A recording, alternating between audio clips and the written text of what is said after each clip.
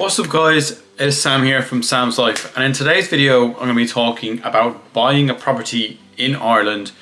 Is it attainable? And just a general overview of what the market looks like, because it seems to be an age-old question with people living here in Ireland. Everybody wants to own their own house, so it's drilled into you from a very young age that you need to save up, you need to buy your own house, and that's how you're going to progress in life, and that's just how things are going to get better for you, is basically by spending all of your money and getting a deposit together and then buying this dream house. And this is what a lot of people do aspire to. Everyone wants to own their own house and have that comfortability that they have always got a roof over their heads. And I'm not a property owner myself. I probably aspire to be one eventually, but what I want to talk about is is it actually achievable in Ireland for most people? So you do have to look at the median wage. They say is around 50,000, but I think it's skewed big time by some high earners. So if we did go off this 50,000 just for the example and the purpose of this video, that's what we're going to go off. But this is one of the biggest struggles facing people in Ireland today, along with the renting, which I'll cover in another video. But buying is a massive struggle for people, especially if they want to plan to have families. You need a 2 or 3 bedroom house. It can be completely unattainable for people. So as we go into this video, I'm going to give some examples of what you can potentially be looking at and stuff that you can potentially look at buying as well. And just a look at the general state of purchasing a house here. It's just absolutely crazy. So the first thing I want to talk about is the state of buying a house in Ireland. So the average cost of buying a house can be north of 500,000 euros. That's if you want to get a nice 2 to 3 bedroom house in Dublin. But of course there is cheaper alternatives, you can get apartments, you can get 1 bed old cottages that are over 100 years old. So the main barrier to entry in buying a house is getting the deposit together. So for this example, as I said, 50,000 euros. 50,000 euros, you can get 4 times your salary. So you're looking at a 220k roughly that you can purchase. You're not going to get a lot for that, especially not in Dublin, Cork, Limerick, and other smaller towns any business centres. You're not really going to get a lot for it. So it's a struggle for individuals to be able to do this. So if we have a look, I'm literally just going to have a look on my phone. So if you want to buy for a 1 bedroom minimum and 225k in the whole country, there is 1,977 properties available right now. So, but if you want to filter that down again, you want to be in a city. So you want to be looking at Cork City Centre and suburbs. This will then go down to 37 properties in the city. Some of these are not in areas that you might want to live in. You may be having to sell for something that's not really up to standard, something that's gonna basically need a lot of money put into it. So some of these properties, you could be talking that you're gonna have to put in 50, 60k, even more. Some of them are completely abandoned as well. So for that, you could be getting a headache, not livable immediately, or just too small or not fit for purpose if you want to start a family. So if you have a couple, it's a bit of a different situation. You can possibly afford then to get a higher mortgage, but then of course you're gonna be spending a lot more money on that. So you've got to consider everything really.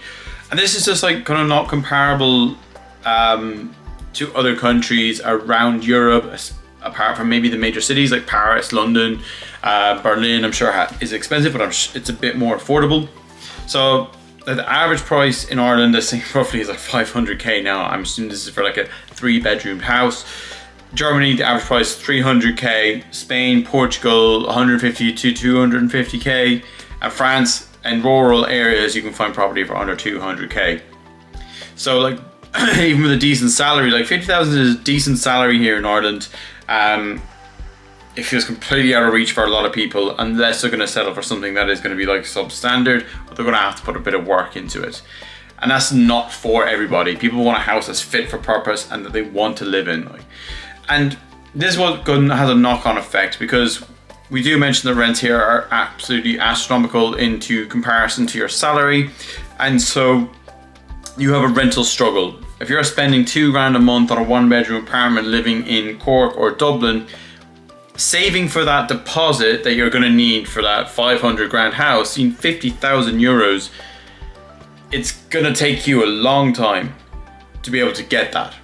So there's similar areas like Amsterdam, Berlin, they also have problems with rentals and being very expensive, and Lisbon is getting much worse there because of all the digital nomads that are moving into the area.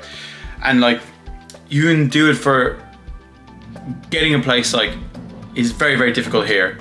So you could be going to Cork, you want to move to Cork, you're in another town, you can have 40 to 50 people there to get this property, to get this 1-bedroom apartment. It's going to cost you £2,000 a month, and it's just absolutely crazy.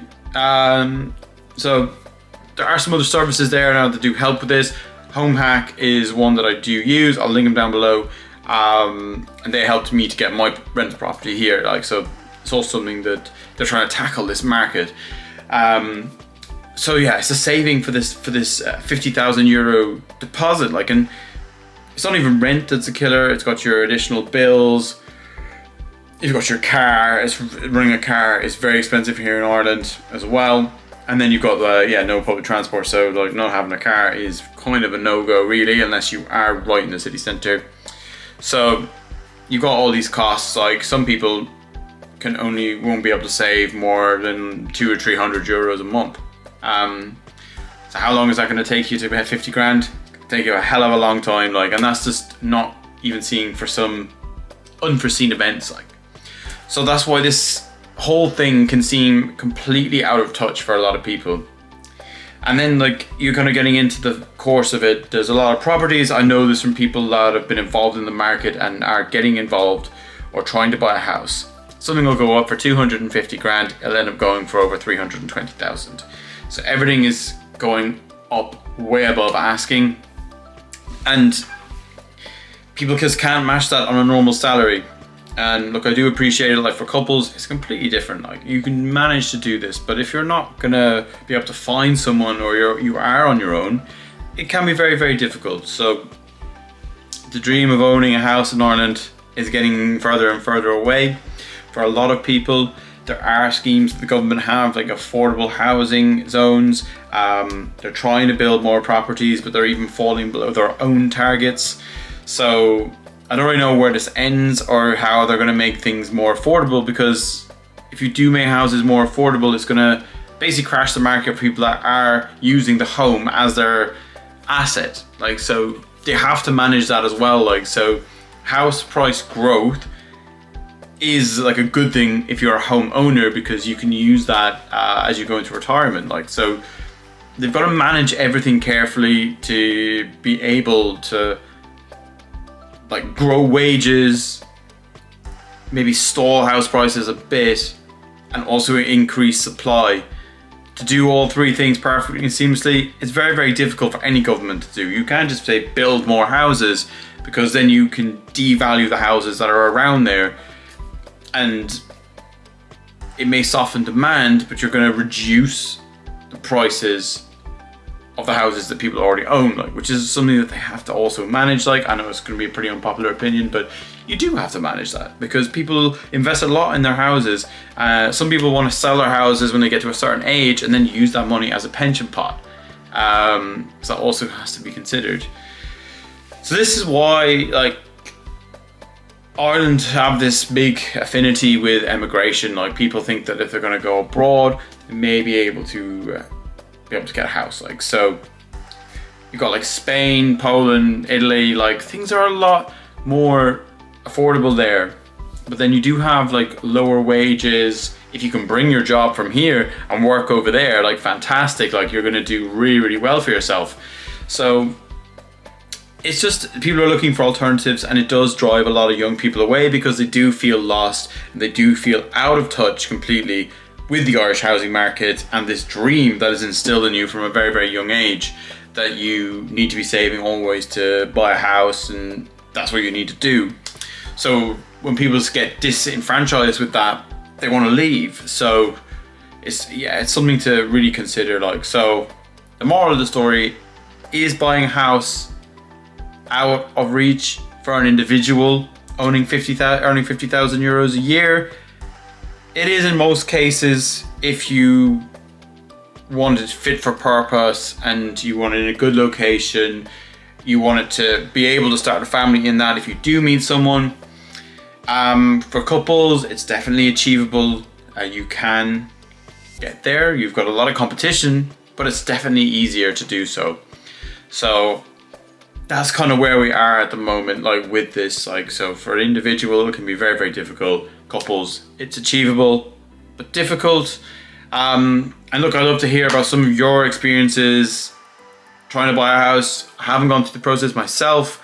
I'm just looking at it from an outside perspective on what it is and what's been happening, and how it is, especially in the cities. It's very, very difficult in Dublin, Cork, Limerick, Galway. It's very, very difficult to get on the ladder. So if anyone else has any insights on it, I'd love to hear about your stories and what is going on with you. So yeah, I hope you enjoyed this. This gave like a little bit of synopsis of what's kind of going on here, and like, is it achievable for most people? Individuals, yeah, maybe not. But yeah, I hope you enjoyed this, got some insight from it, and I'll see you in the next one.